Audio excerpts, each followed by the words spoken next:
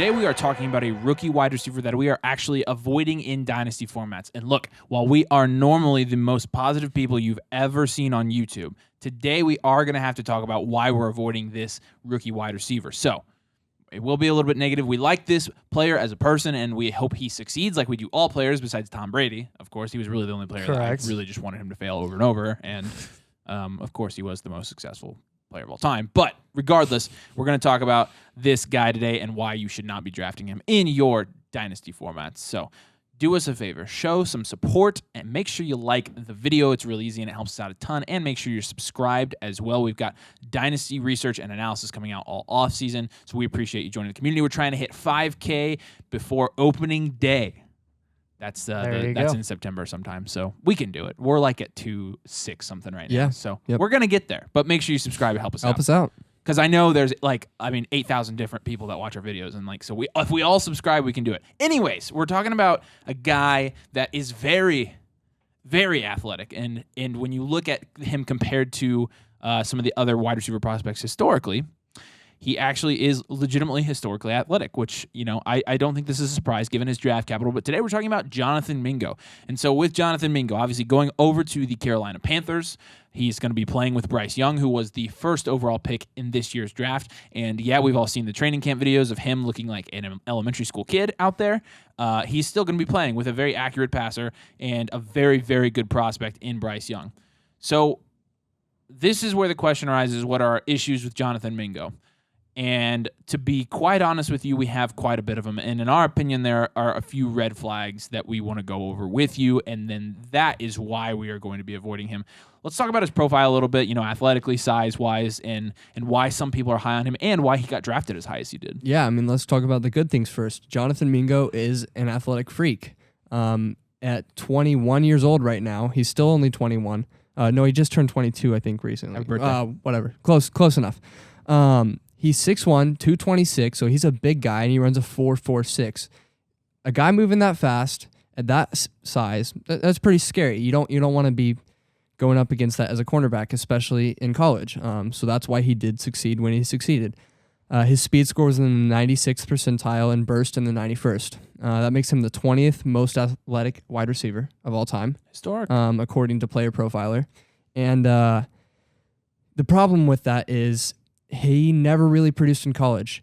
His junior season was deemed as his breakout year. I'll say in quotations, because this is crazy. Listen to these stats. In 2021, as a junior, generational. You've never heard anything like it. He played 6 games. Through 6 games, he had 346 receiving yards on a 62% catch rate with an 8.2% target share. It's a pretty impressive breakout. Those three receiving touchdowns. What was his target share? 8.2% target share. So you put that guy with Bryce Young in the Carolina Panthers offense, and he's the next Justin He's going to be Jefferson. commanding all those targets, isn't he? He's Justin Jefferson. Is he the best wide receiver prospect? I can't do it. Sorry. All right, keep going. I'll stop being sarcastic. And the thing is, he was drafted for a reason. You want to point out, he had 22 receptions for 346 yards. That's 15.7 yards per reception. That's really good. And we just talked about it. He's really athletic. Mm-hmm. But he's not commanding targets. He only had an 8.2% target share. People will say, oh, he's the next DK Metcalf. Oh, my gosh. And that's the thing. They're 2 wide receivers out of Ole Miss. Let's talk about that for a second. Yeah, go for it. Because this is who did they just do this with? Who are some other players that they've been helmet scouted and they're the next blank because they went to that school? Keyshawn Boutte from LSU. Yes, yeah. Quentin Johnston, TCU. Quentin Johnston from TCU. Guys. Terrace Marshall out of LSU, too. Yeah. Everyone thought he'd be following in Jamar Chase and Justin Jefferson's footsteps. It does not matter what college he went to. I guess it can matter what college a prospect goes to, but when you're at it only matters if you're from Ohio State. You're only comparing him to DK because he's big and fast, which there are a lot of big, fast wide receivers, and he happened to go to Ole Miss. But let's talk about that. Mingo, he's athletic, but DK, it's not comparable. DK is 6'3", 228, and he ran a 4.33. He ran a 1/10 of a second faster, 2 inches taller, 2 pounds heavier, and his arms are 2.5 inches longer. Oh, so my DK gosh. He is the definition of an athletic freak. He's not Calvin Johnson, but DK, they're not comparable. DK's burst score and speed score were 98th percentile, and his speed score, I believe, was 100th percentile. So here is something that's interesting about DK. The most receiving yards he ever had at Ole Miss was 646 yards in 12 games. That was also as a junior. And 7 touchdowns. That was technically he was a redshirt freshman, so that was his second year. His junior year or his third year, he had 569 yards nice. in 7. Yeah, I know, in 7 games. So obviously the yards per game went up quite a bit there. But I think a lot of people are going to come back with the argument, okay, well, DK really didn't produce that much in college, so why is this any different? It's because of the measurables and how is Mingo really going to translate into the NFL compared to DK Metcalf? If we're comparing Mingo to Metcalf, we've already established from a measurable and athletic perspective, he's a step down from DK. And DK, when you look at him from a fantasy perspective in the NFL, he's struggling. I mean, he's really struggling to get into the wide receiver 1 range. He's struggling to break 1,000 receiving yards. He gets around there because, again, he's an elite athletic prospect. But if Mingo's a step down from that, he's mid at best. Everyone's excited that he's going to be some dominant wide receiver 1 in the Panthers offense with Bryce Young. And ultimately, from a fantasy perspective, his yards per reception the last 2 years have been 15.7 and 16.9. And that's the big difference right there, is as you pointed it out. DK Metcalf in the NFL has not shown the ability to command and dominate targets. Yes. But in college and in the NFL, he was absolutely elite when he did have the ball. In college as a junior, comparing Mingo as a junior and DK as a junior, DK had 21.9 yards per reception.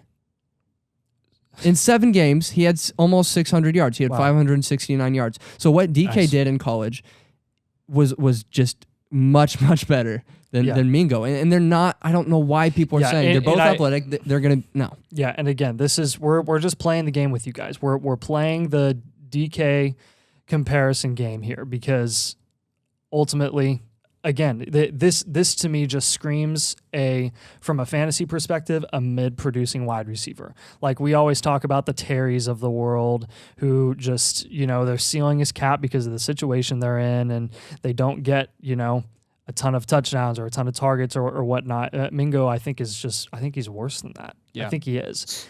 So let's talk about the pick, because part of this, when you think about this contextually, it actually makes a lot of sense that Jonathan Mingo was drafted by the Carolina Panthers. We reserve the right to be critical of this pick. We do, because we dealt with Frank Reich picks for how many years was he here? 4 years? 5 years? 5 years. And he had some good picks. They were Ballard Chris picks, Ballard, but Ballard Chris Ballard's the same way. So it's not just Frank Reich, but when you look at historically the type of receivers that Frank Reich has preferred, they're all big guys and they're all athletic. I mean, again, I think part of that he picked up from his first head coaching gig with Chris Ballard as his general manager. And they just prefer that type of receiver. And when you think about how much influence, and before I even finish this, I guess don't even tell me that Steve Smith drafted him. Don't even say it.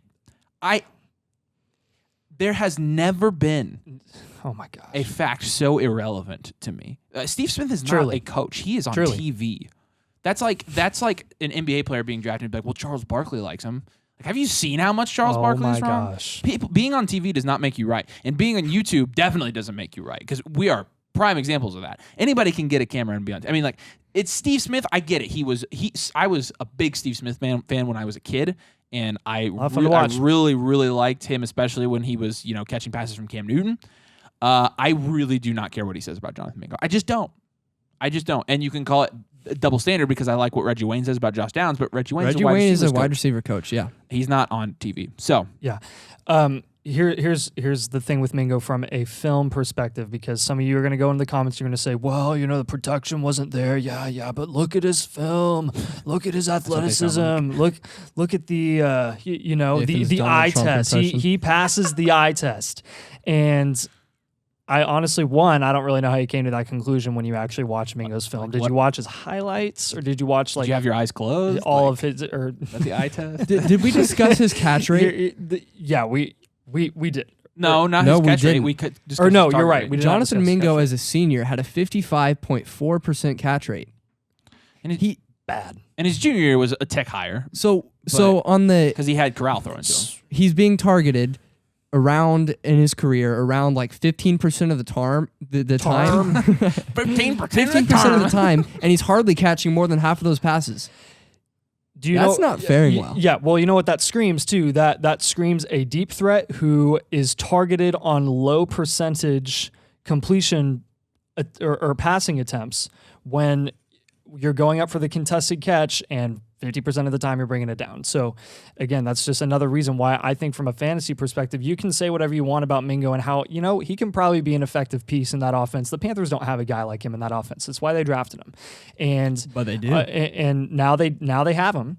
And sure, yeah, they're going to utilize him. I think it's going to take a while because they did sign Adam Thielen and yes, no, they're not the same wide receiver at all. That's correct. But I do think, and this is less of a popular opinion, and you guys might disagree with me on this, but honestly, I mean, this year, and I think even next year, potentially, Adam Thielen is outproducing Jonathan Mingo in that offense. Adam Thielen plays that type of wide receiver. He plays the short to the intermediate game for Bryce Young, and he is solidified to be in that offense for 2 years. He doesn't have an out until 2025, and they gave him $18 million over the next 2 years, so they're not going to not utilize him. And you can say that he's washed. He struggled with injury a little bit last year, but when he was on the field, his production did not go down.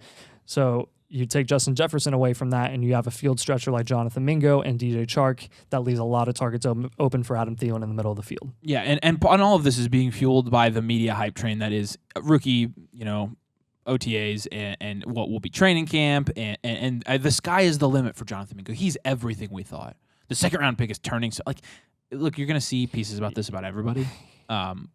We saw it about Romeo Doubs last year. Countless examples of guys that you've seen.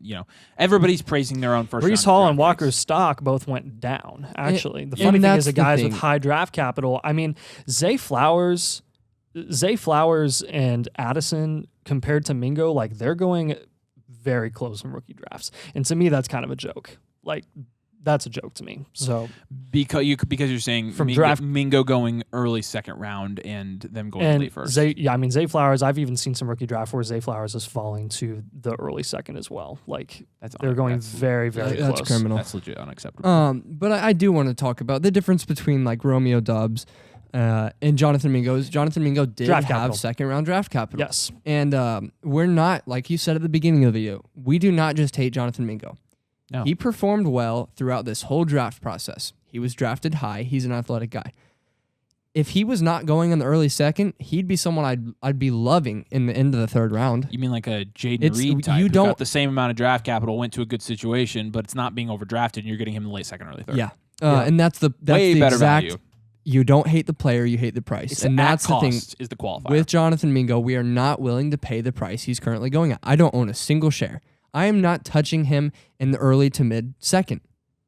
If you really believe in Jonathan Mingo, I think all of us are extremely confident he's not doing anything his rookie year. Because even if he is kind of untapped genius, they're not tapping into that this quickly. So he's not going to be doing much production-wise his rookie year. If you really like him, buy him for a late second next year when everybody's pumped about the class.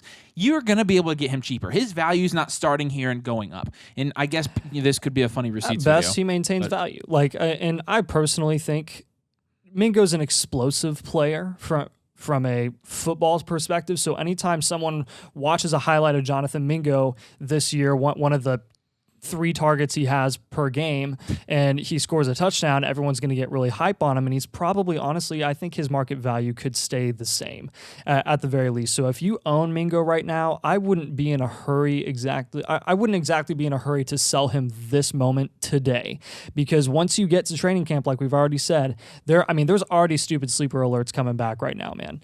The opening eyes and the light years ahead of where they were last year, we're seeing so many of those things already. Trey Lance much improved. Trey Lance may as well be the next Aaron Rodgers, and he's only played 2.5 games. Trey Lance has completely replaced his entire arm, his physical arm, and now he has a new arm, and he can throw it 100 yards.